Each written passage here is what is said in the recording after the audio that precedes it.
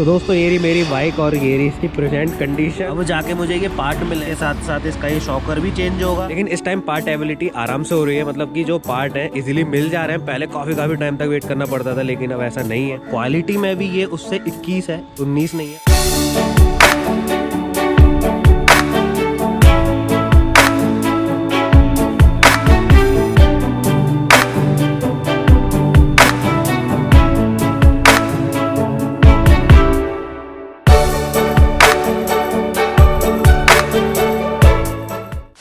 Hello दोस्तों, कैसे हो आप सभी। मैं कुणाल और आप देख रहे हैं आपका अपना NF एक्सप्लोर। तो दोस्तों मैं आपके लिए एक और नई वीडियो जो है मेरी रिवोल्ट RV 400 के ऊपर। और आज मैं जा रहा हूँ इसकी सर्विस करवाने, और इसके कुछ मैंने पार्ट्स कंप्लेंट में डाले थे, और वो आज से मैंने 3 महीने पहले डाले थे, और अब जाके वो पार्ट मेरे लिए वहाँ पे अवेलेबल हो गए फाइनली। और वो भी थोड़ा बहुत बोलने के बाद, क्योंकि इतने आसानी से तो आप जिस सभी के पास रिवोल्ट है उन सभी को पता होगा आराम से तो काम वहाँ होते ही नहीं है। पता नहीं क्या सिस्टम है, लेकिन अब फाइनली पार्ट आ गए और आज वो इंस्टॉल होना है और मुझे वहाँ पे जाना है। और अपॉइंटमेंट भी आज की उन्होंने बुलाया है। तो अभी मैं इसको लेकर जा रहा हूँ द्वारका वाले सर्विस सेंटर में। और इसका मेन चीज़ मैं आपको बता दूँ क्या चेंज होगा। एक तो इसका हैंडल बार चेंज होगा। रीज़न ये है कि जो इसका साउंड वाला बटन था ना वो ख़राब था, अभी मैं आपको दिखाऊंगा वीडियो में। सो उसमें प्रॉब्लम थी, वो चेंज होगा। और आप सभी को पता होगा मेरी बेल्ट टूटी थी बहुत पहले, सो वो उस टाइम तो उन्होंने पुरानी कोई डाल दी थी, बट अभी वो चेंज होगी। और उसका जो पूरा सेट है वो भी चेंज होगा, ऐसा वो कह रहे थे। मुझे पर्सनली नहीं पता है क्या क्या चेंज होने वाला है। सो वो तो जब मैं वहाँ जाऊँगा सो मुझे वो सब चीज़ें तो वहीं पर पता लगेंगी। लेकिन जिसके पास भी रिवोल्ट RV 400 है और 3 साल नहीं हुए हैं या फिर 30,000 किलोमीटर नहीं हुए हैं, तो आप सभी के वीडियो काफ़ी ज़्यादा काम आने वाली है। इस वाली वीडियो को लास्ट तक ज़रूर देखना। और अगर आपने मेरा चैनल अभी तक सब्सक्राइब नहीं करा है तो ज़रूर से कर देना, क्योंकि मैं इस तरीके की रिलेटेड काफ़ी सारी वीडियोस लाता रहता हूँ। बाकी सर्विस सेंटर जाने से पहले मैं आपको अपनी ये बाइक दिखा देता हूँ कि इसके अंदर खराबी क्या क्या है, क्या क्या चेंज होने वाला है, और क्या क्या उन्होंने मुझे बताया है क्या क्या चेंज होगा। सो पहले मैं आपको अपनी बाइक दिखा देता हूँ। ठीक है। सो दोस्तों ये रही मेरी बाइक और ये रही इसकी प्रेजेंट कंडीशन। और आज क्या क्या चेंज होने वाला है पहले मैं आपको वो दिखा देता हूँ। ये रियर वाली जो पुल्ली है ये चेंज होगी, और इसके अंदर जो बेल्ट लगी हुई है वो, और फ्रंट वाली जो पुल्ली होती है, मतलब जो पूरा सेट होता है ये नया डलेगा। किस टाइम पे बेल्ट डली थी और आज जाके ये सेट चेंज हो रहा है, तब मैंने आपको बताया था। और अब जाके मुझे ये पार्ट मिले हैं, सो उसके बारे में मैं किसी और नेक्स्ट वीडियो में बात करूँगा। बाकी इसके साथ साथ इसका ये शॉकर भी चेंज होगा। दूसरा जो इसके रिमोट जो है वो ढंग से वर्क नहीं कर रहे हैं, सो उसको पहले मैं दिखाऊंगा। बैटरी चेंज होगी या क्या चेंज होने वाला है, वो इस वाली साइड में होता है इमोबिलाइजर। सो वो वहीं सर्विस सेंटर पे जाके पता लगेगा। और जो ये वाला ब्रेक का लीवर होता है, इसके नीचे ना सेंसर होता है जो इसके RBS को एक्टिवेट करने का काम आता है, वो भी काफ़ी टाइम से ख़राब है। और उसकी वजह से ये झटके भी मार रही है, जिसकी वजह से बेल्ट टूटी थी। वो कब से ख़राब है और भाई अभी तक वो सेंसर नहीं मिला। सो हो सकता है मुझे आज वो सेंसर भी मिल जाए। और भाई इस वाली साइड में ये वाला इसका बटन ख़राब है, जिससे इसके अंदर वो फेक साउंड आती है। और अगर इसके टाइम की बताऊँ कि कब से ख़राब है, तो कम से कम मान लो यार, कम से कम 1 साल तो उसको हो गया होगा, तब से आया नहीं। और वो रीज़न मैं बता दूँ क्यों नहीं आया, कि पूरा सेट ही चेंज होगा इसकी वजह से, और फिर ये मतलब पूरा सेट नया डलेगा। सो देखते हैं आज वहाँ पे क्या क्या मिलने वाला है। और अभी कुछ टाइम पहले इसकी सर्विस हुई थी, जिसमें मैंने इसके आगे और पीछे के ब्रेक पैड चेंज करवाए थे, और वो भी ढंग से वर्क नहीं कर रहे हैं। मतलब आगे से आवाज़ आने लगी है, मतलब घर की आवाज़ आ रही है, और वो मुझे पता है अच्छे से या तो सेटल नहीं हुआ, कोई और दिक्कत हो सकती है, वो नहीं पता मुझे। बाकी देखते हैं वहाँ पे वो क्या कमी बताते हैं। बाकी ये वाला जो शॉकर है मुझे ये भी चेंज करवाना है, क्योंकि ये आवाज़ करने लगा काफ़ी ज़्यादा। पिछली बार जब मैंने कंप्लेंट डाली थी वो नहीं माने थे, लेकिन अब आवाज़ अच्छे से आने लगी है। सो मैं मनवा के ही मानूंगा भाई, क्योंकि वो हो रखा है ख़राब। क्योंकि सर्विस सेंटर वाले तो मानते ही नहीं कि ये पार्ट खराब है। तोड़ फोड़ के ले जाओगे तो वैसे ही खराब हो गया, और अगर नॉर्मली वो खराब है, जिसको हम देखकर बता सकते हैं कि खराब हो रखा है, सो उस चीज़ को तो बिल्कुल डिनाई कर देते हैं। सो यही सारी चीज़ें थी जो मेरी बाइक की चेंज होने वाली है, और मुझे नहीं पता यार पर्सनली कितना टाइम इसको चेंज होने में लगने वाला है। सो यहाँ पर ज़्यादा टाइम वेस्ट ना करते हुए चलते जल्दी से द्वारका के सर्विस सेंटर में और वीडियो करते हैं शुरू। अभी मजा आएगा ना भिड़ो। सो दोस्तों ये मेरी रिवोल्ट RV 400, जिसको मैं सर्विस सेंटर लेकर गया था इसको ठीक करवाने के लिए। कुछ हद तक ठीक हुई है, कुछ हद तक अभी ठीक नहीं हुई है। जो पार्ट रिप्लेस होने थे वो रिप्लेस हो चुके हैं, सारे रिप्लेस हो गए जो करवाने थे। बट अभी कुछ पार्ट बचे हैं, जैसे फ्रंट के 2 शॉकर और वहाँ पे जो कॉन्सेट गिरता है वो, क्योंकि कॉन्सेट गिरेगा तो शॉकर वगैरह सारे खुलते। सो मैंने वो चीज़ अभी नहीं डलवाई है। कॉन्सेट उनके पास था, अभी शॉकर अवेलेबल नहीं था। लेकिन इस टाइम पार्ट अवेलेबिलिटी आराम से हो रही है। मतलब कि जो पार्ट है इजीली मिल जा रहे हैं। पहले काफ़ी टाइम तक वेट करना पड़ता था, लेकिन अब ऐसा नहीं है। सबसे पहले तो मैं आपको अपना ये वाला सेट दिखा देता हूँ जो पूरा का पूरा चेंज हुआ है। अगर इसकी कॉस्ट की बात करें तो 7 से 8 हज़ार रुपये करीब ये पड़ता है। और ये मेरा वारंटी के अंदर पूरा का पूरा चेंज हुआ है, क्योंकि मेरी बाइक एक तो 30,000 किलोमीटर नहीं चली है और वो टूट भी गई थी, आप सभी को पता होगा। और उस टाइम पे उन्होंने पुरानी बेल्ट डाल दी थी काम चलाने के लिए। सो अब ये पूरा पोर्शन नया गिर गया है। अब इसमें चेंजेस क्या है वो मैं आपको दिखाता हूँ। पहले जो फ्रंट और रियर की पुल्ली होती थी वो पतली होती थी और बेल्ट ही पतली होती थी, और अब कर दिया वो मोटी कुछ इस तरीके की। पहले जो पुल्ली का साइज होता था वो जितनी अभी ये मोटी बेल्ट है उतना ही होता था, लेकिन अभी ये एक तरीके से देखा जाए तो डबल सी ही हो गई है। और जो क्वालिटी है पहले से इन्हेंस करी गई है।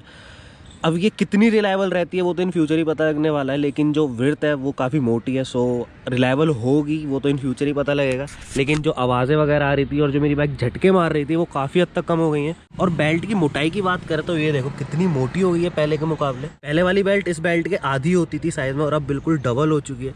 और फ्रंट पुल्ली आपको यहाँ से दिखाई दे रही होगी। मतलब ये पूरा सेट उन्होंने चेंज करा और ये 7 से 8 हज़ार रुपये अराउंड पड़ता है। सो ये भी पूरा चेंज हो गया। और ये जो मेरा रियर का शॉकर मैंने आपको दिखाया था कि ये भी चेंज होना है। रीज़न ये था कि जब इस पे 2 लोग बैठते थे बिल्कुल नीचे आ जाती थी और ये वाला जो गैप होता बिल्कुल ही कम हो जाता था। सो झटके भी लगते थे और मतलब अनकंफर्टेबल राइड हो जाती थी पूरी की पूरी जब इस पे 2 लोग बैठते थे। लेकिन अब ये भी चेंज हो गया। और अब जो ये चेंज हुआ है ये पहले से हैवी है। पहले जो शॉकर आता था वो थोड़ा पतला होता था और अब ये थोड़ा हैवी और मोटा है। कल रात में आया था अपनी बाइक कंप्लीटली ठीक करवा के, और आज सुबह मैंने इसको अच्छे से पहले धोया और तब आपको सारी चीज़ दिखा रहा हूँ जिससे कि आपको अच्छे से समझ में भी आए। सो ये भी चेंज हो गया पूरा। मतलब यहाँ से ये जो काम होना था सारा का सारा हो गया क्लियर। और अब एक और मस्त चीज़ दिखाता हूँ मैं आपको, वो है मेरा हैंडल बार। अब आप सोचोगे इसमें मस्त क्या है। सो ये कम्प्लीटली चेंज हुआ है पूरा। पहले ये जो बटन का सेट आता था पूरा का पूरा बिल्कुल अलग आता था। ये फोटो में आप ऊपर आप देख भी लो, मैंने पिक क्लिक कर ली थी इसीलिए जिससे मैं आपको अच्छे से समझा सकूँ, डिफ्रेंशिएट कर सकूँ। सो इनकी डिज़ाइन बिल्कुल चेंज हो चुकी है और काफ़ी चेंज आया इसके अंदर, क्वालिटी में भी और बटन्स में भी। ये वाला बटन देखो पहले कितना छोटा आता था और अब कितना बड़ा आता है। ये इंडिकेटर का स्विच पहले एक ही साइड अटक जाता था इस तरीके से, और अभी ये अपनी जगह पे आता है और आपको इस तरीके से बटन प्रेस करना बीच में दिया हुआ है तो इंडिकेटर ऑफ हो जाएगा। और यहाँ पे हॉर्न का बटन ये बिल्कुल अलग हो गया है। और ये जो साइड के हैंड ग्रिप्स हैं ये भी चेंज करे गए। पहले यहाँ पे सिल्वर कलर का एक गार्ड आता था जो कि कुछ गार्ड नहीं करता था और बिल्कुल ही बेकार चीज़ थी, वो भी मैं बताऊँगा क्यों बेकार था। और अगर इस वाली साइड की बात करें तो यहाँ पे मोटर किल स्विच बटन अभी भी है लेकिन साइज़ वही बड़ा कर दिया गया। और यहाँ पे मोड चेंज करने वाला बटन दिया है वही पहले की तरह ही है, लेकिन पूरा का पूरा डिज़ाइन चेंजर। यहाँ पे आपको टी दिखाई दे रहा होगा। और ये जो बटन लगे हैं अपडेटेड मॉडल वाले बटन हैं, जो अब रिवोल्ट आ रही है ये वो वाले बटन है सारे। और जो भी इसमें पार्ट लगे हैं सारे अपडेटेड ही हैं। जो अगर आप अभी नई रिवोल्ट परचेज करेंगे तो यही सारी चीज़ें आपको इसके अंदर मिलने वाली है। पहले मुझे लगा था यहाँ पे जो फर्स्ट सेकंड थर्ड मोड के बाद टी दिया गया है कि ये टर्बो होगा, लेकिन ये टर्बो नहीं है। जब आप थर्ड मोड पे आते हैं उसके बाद ये एक्टिवेट कुछ इस तरीके से होता है, मतलब ये वहाँ पे रुकता नहीं है, इस तरीके से आपको प्रेस करके रखना है और ये सेकंड मोड पे आ जाता है। सो ये पता नहीं टी क्यों लिखा है यहाँ पे। अब इस टी की फुल फॉर्म अगर किसी को पता हो तो मुझे बताना। मैं तो टर्बो सोच रहा था लेकिन टर्बो जैसा इसमें कुछ भी नहीं है। अगर आप थर्ड मोड पे राइड कर रहे हो तो 80 तक जाएगी और जैसे आप इसको प्रेस करेंगे तो ऑटोमेटिकली ये सेकंड मोड पे आ जाएगी और ये अगेन 60 की स्पीड पे आ जाती है। सो ये स्पीड को डिक्रीज़ करता है, इंक्रीज़ नहीं करता है। सो इसके बारे में मुझे कोई और अपडेट मिलेगी इन फ्यूचर जब मैं आपको बता पाऊंगा। लेकिन अभी तो यही कि जब आप इसको इस तरफ प्रेस करेंगे तो इसका मोड डाउन में आ जाएगा और ये 60 पे आ जाएगी। सो इसका अभी ये वर्क है। और अभी आप अगर नई रिवोल्ट भी परचेज कर रहे हैं और जो अभी आपकी अगर डिलीवरी होने भी वाली है तो उसमें भी ये सेम स्विच आने वाले हैं। और पहले जो यहाँ पे फेक साउंड प्रोड्यूस करने वाला बटन आता था बिल्कुल अलग आता था और अभी कुछ इस तरीके से वर्क करता है और अलग सा ही लगता है, बिल्कुल फील ही बिल्कुल अलग हो गया है इन सब चीज़ों को ऑपरेट करने का। और जब से ये चेंज हुआ है स्मूथनेस बढ़ गई है, क्योंकि जो पहले मेरा यहाँ पे एक्सीलेटर लगा हुआ था वो 2 साल पुराना हो चुका था। हालांकि ख़राब नहीं था लेकिन जर्क आते थे जब हम उसको यूज़ करते थे, ये मुझे फील नहीं होता था क्योंकि हम उसके यूज़ टू हो जाते हैं। लेकिन जब से ये चेंज हुआ है स्मूथनेस बढ़ गई है और वही यहाँ पे भी गार्ड नहीं है। और उसका एक ड्रॉबैक है, सबसे बड़ा ड्रॉबैक है कि वो प्लास्टिक का होता था और अगर आपकी बाइक गलती से गिर भी जाती है और वो टूट जाता है सो वो पूरा का पूरा पार्ट आपका एक्सीडेंटल में ही चेंज होगा। सो आपको वो सारी चीज़ें उस टाइम पे करनी पड़ जाती है। हालांकि भगवान की कृपा से भाई मेरा नहीं टूटा था, ना इधर का ना इधर का।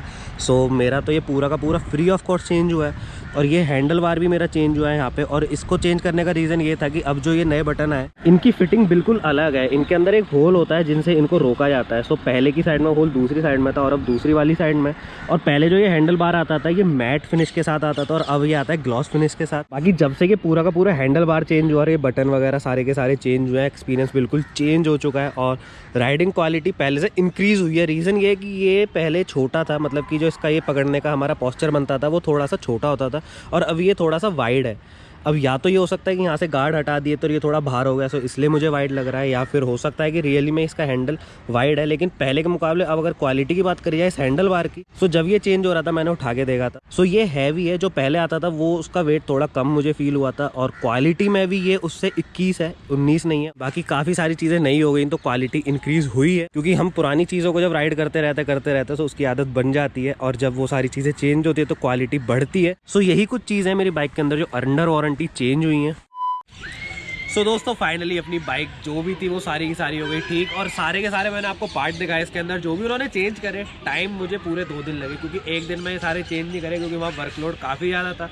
लेकिन काफ़ी सारी चीज़ें वहाँ पे चेंज भी हो गई हैं, और जो वहाँ पे सारा कुछ देखते थे भाई वो भी दूसरे आ गए वहाँ पे। कोई अब राहुल नाम के जो है वो रहते हैं, और उन्होंने सारा कुछ अब मैनेज करा, और पहले के मुकाबले अभी काफ़ी अच्छा चल रहा है। सो पहले जब बुरा था वो भी मैंने आपको बताया था, और अभी वहाँ पे सब अच्छा हो रहा है। सो अपना फर्ज बनता है उस चीज़ को अप्रिशिएट करने का। सो अभी वहाँ पे नॉर्मली सारी चीज़ें ठीक चल रही हैं, और पार्ट जितने भी उन्होंने बोले थे वो सारे के सारे मिल गए। बाकी पहले मुझे नहीं पता लगा था कि मेरा हैंडल क्यों चेंज होने वाला है। सो अभी जो ये स्विचेस चेंज हुए जो भी मैंने आपको दिखाए थे, उनका जो होल होता है वो अलग था, और जो पुराने वाले स्विचेस थे उनका होल बिल्कुल अलग था। सो इस चक्कर में उन्होंने हैंडल भी चेंज कर दिया, और फिनिशिंग भी पहले वाले हैंडल से अभी अच्छी है, और वेट भी इसका थोड़ा हैवी था, मैंने वहाँ पे चेक करा था। बाकी जो इसकी चैन और पुल्ली है वो भी चेंज हो गई, शॉकर भी चेंज हो गया। सो मेरी तो ये सारी की सारी चीजें हो गई चेंज। बाकी अभी आपकी बाइक अगर अंडर वारंटी और 30,000 किलोमीटर नहीं चली है, सो आप भी अपनी ये सारी चीजें ठीक करवा लेना। सो इस वाली वीडियो करते हैं यहीं पर एंड। ये वीडियो कैसी लगी कमेंट सेक्शन में जरूर कमेंट करना। बाकी वीडियो करना लाइक, चैनल करना सब्सक्राइब। मिलते हैं अपनी किसी और नेक्स्ट वीडियो में, जब तक के लिए बाय बाय, टेक केयर।